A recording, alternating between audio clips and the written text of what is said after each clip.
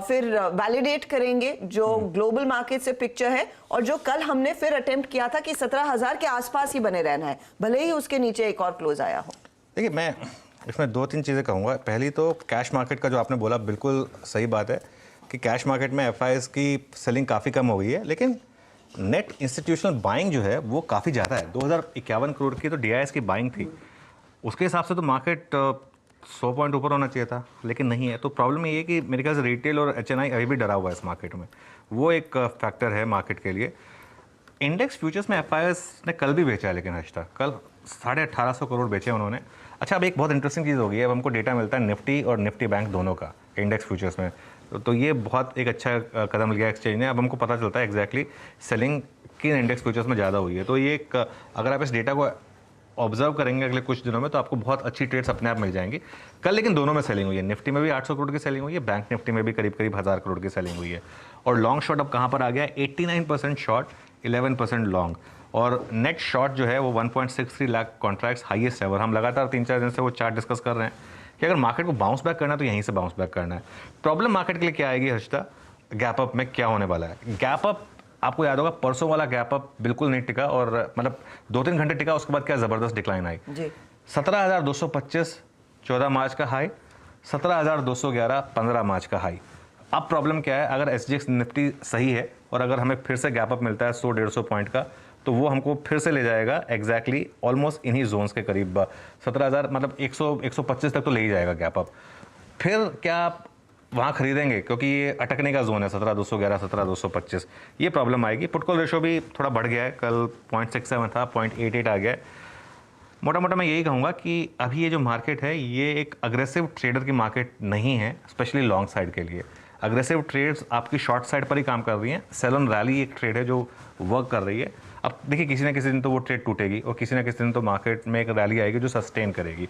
क्या वो दिन आज है, वो कहना बहुत टफ है, लेकिन देख लेते हैं। पहले घंटे का हाई और लो वो मॉनिटर करेंगे, अगर वो सस्टेन करा तो शायद रैली सस्टेन करे फिर। तो देखते हैं किस तरह की शुरुआत होती हुई दिखाई देगी। अच्छा अनुज, आपको आपका माइक थोड़ा सा नीचे आ रहा है तो आवाज़ थोड़ी सी धीमी हो रही है। अब निफ्टी एक बार स्क्रीन पर रखिएगा और ये समझना ज़रूरी है फिर आज के लिए खास स्ट्रैटेजी क्या हो, क्योंकि कल हम नोटिस कर रहे थे कि 17,062 और ये लास्ट आवर में हमने देखा उस लेवल को, फाइनल क्लोज 16,985 पर आकर टिका।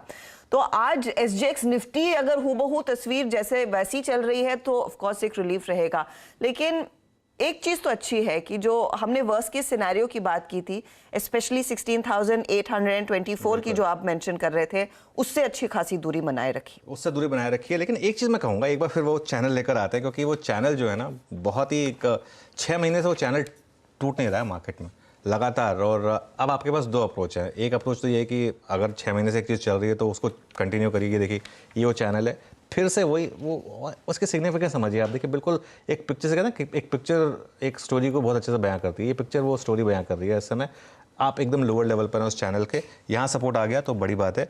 लेकिन मैं एक चीज़ पूछूंगा, आज की डेट में आप किसी से भी पूछ लीजिए, सब ये कह रहे हैं कि 16,750 से 16,800 नहीं टूटेगा। हर कोई ये मान के चल रहा है कि 16,750 से 16,800 नहीं टूटेगा, और 16,750 से 16,800 में सिस्टम में सबके स्टॉप लॉस हैं। मैंने एक चीज़ नोटिस करी है, नॉर्मली जब हर कोई इस तरह से सोचता है तो वो टूटता है, तो वो लेवल टूटता है। यही चीज़ 200 डे मूविंग एवरेज पर हुई थी। सब लोगों ने सोचा था कि 200 डे मूविंग एवरेज नहीं टूटेगा, वो टूटा।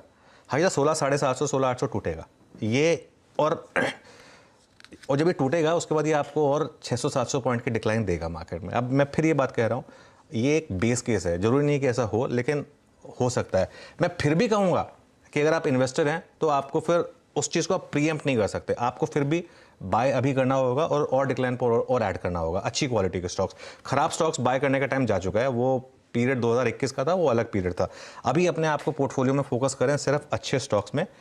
और एक और चीज़ हो रही है, निफ्टी जो है ना बहुत स्लो ग्राइंड कर रहा है। आप ऑल टाइम हाई से 10% ही नीचे है, हमको ज़्यादा नीचे नहीं है, 10% ही नीचे है, लेकिन इस 10% ने तंग बहुत किया लोगों को। टेक्निकली अभी हमने रिसेंटली ऑल टाइम हाई मारा था, लेकिन अक्टूबर 2021 वाला जो हाई था उसको हम बहुत अच्छे से ब्रीच नहीं कर पाते। 18,600 वो हाई था, अभी रिसेंट हाई 18,800 था। ठीक है, हम 10% ही गिरे हैं, लेकिन पिछले 1.5 साल में इस मार्केट ने लोगों को बहुत तंग किया है, मतलब पोर्टफोलियो में बहुत तंग किया है। दूसरी तरफ फिक्स इनकम, गोल्ड, बाकी सब चीज़ें अच्छा कर रही हैं, तो लोगों का एक इक्विटी मार्केट से कॉन्फिडेंस हिल रहा है। और यही मैं लोगों को बताना चाहता हूँ कि ये बेस्ट टाइम होता है बाय करने का जब इक्विटी मार्केट में कॉन्फिडेंस आपका कम होता है, क्योंकि तभी आपको अच्छे प्राइसेस मिलते हैं। लेकिन हाँ, क्योंकि हमारे काफ़ी दर्शक ट्रेडर्स हैं तो वो जानना चाहेंगे कि ट्रेड कैसे करें, तो आज का फर्स्ट आवर हाई और फर्स्ट आवर लो उस पर नज़र रखें। पहली ट्रेड तो आज तक सेल की ही है मेरे ख्याल से, और सेल जोन है 17,100 से 17,150 और स्टॉप लॉस है 17,225। ये एक अग्रेसिव ट्रेड है। ऑब्वियसली जब स्क्रीन पर एकदम ग्रीन दिखता है तो सेल करना मुश्किल होता है, लेकिन मार्केट का टेक्सचर तो यही रहा है कि सेल ऑन रैली। लॉन्ग कब करें, लॉन्ग तब करें, लॉन्ग के लिए मैं लेवल नहीं दे रहा हूँ, लॉन्ग तब करें अगर स्टेबिलिटी दिखाई दे, पहले घंटे का लो प्रोटेक्ट हो और पहले घंटे के लो को फिर स्टॉप लॉस बना दें, उस हिसाब से करें। लेकिन अगर आप एक ट्रेंड को रिस्पेक्ट कर रहे हैं तो 17,100 से 150 का जोन अगर आपको मिलता है तो वो शॉर्ट का जोन होगा, 17,225 का स्टॉप लॉस। ओके, तो ये इंपॉर्टेंट लेवल्स निफ्टी के लिए। और निफ्टी बैंक? निफ्टी बैंक बहुत कमज़ोर हो गया है, और वो जैसे हम कल डिस्कस भी कर रहे थे कि उसने सबसे ज़्यादा दिल तोड़ा है ट्रेडर्स का।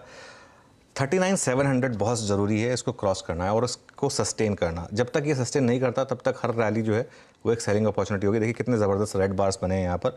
तो आज के गैप अप में अगर आपको 39,400 से 39,500 मिल जाए किसी कारण से, तो मेरे ख्याल से वो एक जोन होगा सेल करने के लिए। वो ऑप्शन राइटर्स का कन्विक्शन जोन भी है, और उस केस में आपको स्टॉप लॉस रखना होगा 39,700। और फिर वही बात कहूँगा, मैं बाय की ट्रेड के लिए लेवल्स नहीं सजेस्ट करूँगा, बाय की ट्रेड के लिए स्टेबिलिटी ज़रूरी है। अगर स्टेबिलिटी आई तो फर्स्ट आवर लो को स्टॉप लॉस बनाकर आप फिर लॉन्ग ट्रेड ट्राई करें।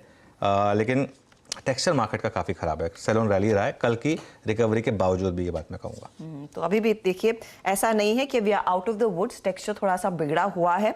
देखते हैं आज ग्लोबल संकेत के मद्देनजर भारतीय बाजार कितना कैचअप कर पाते हैं। चलिए, हमारे जानकार भी तैयार है आज की रणनीति के साथ, तो उनसे अब टॉप कॉल्स लेना शुरू करते हैं। पैनल में आज हमारा साथ दे रहे हैं राजेश सातपुते।